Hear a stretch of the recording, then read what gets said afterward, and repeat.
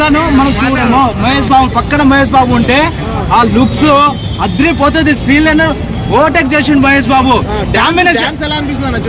Dance అయితే చెప్తున్నా కదా, గిరా చించి పడేసిండు. సీట్లు ఒక్కటి కూడా ఉండదు థియేటర్ లో. బాబు బీడీ లుక్ ఎలా అనిపిస్తుంది? అంటే బీడీ లుక్ బ్రో, అది mass look bro. Okay Sudarshan Mahesh అంతే అంతే ఒకటే చూసినా బ్రో. నేను ఒకటి ఈడ చూడు, ఇంకా నైట్ అయితే ఉండదు అసలు, థియేటర్ ఉండదు. 12th కలిసి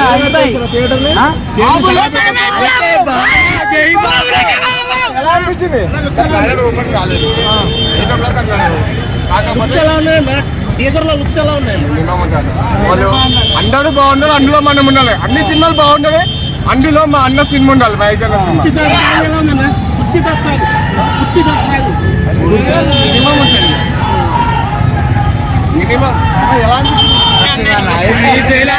టీజర్ ఏడన్నా చూద్దామని వస్తే ఇంకా మహేష్ బాబు గుంటూరు గారు సూపర్ ఉంది.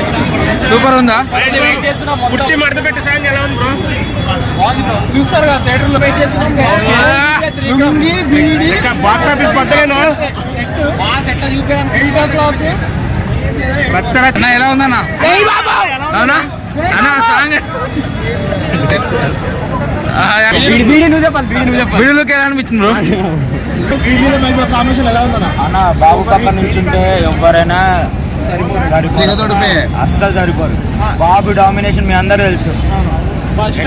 డాన్స్ ఎలా అనిపించింది అన్న మహేష్ శ్రీలీలో? అన్న ఆ కుర్చీ మడత పెట్టి దాని అర్థం తెలిసిందే. చూస్తుంటేనే పునకాలు వస్తున్నాయి కదా, థియేటర్ లో ఎలా ఉండబోతున్నా?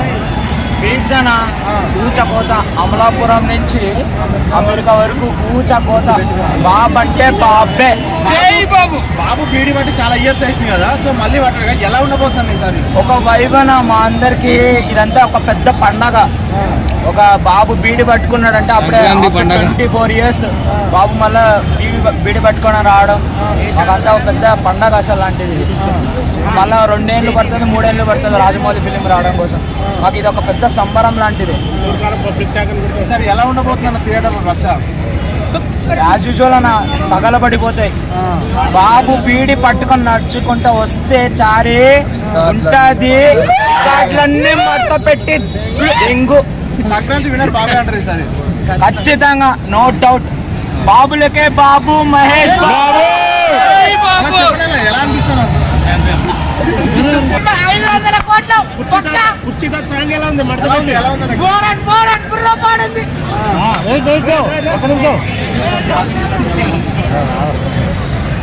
బ్రో బయటకు వచ్చావా?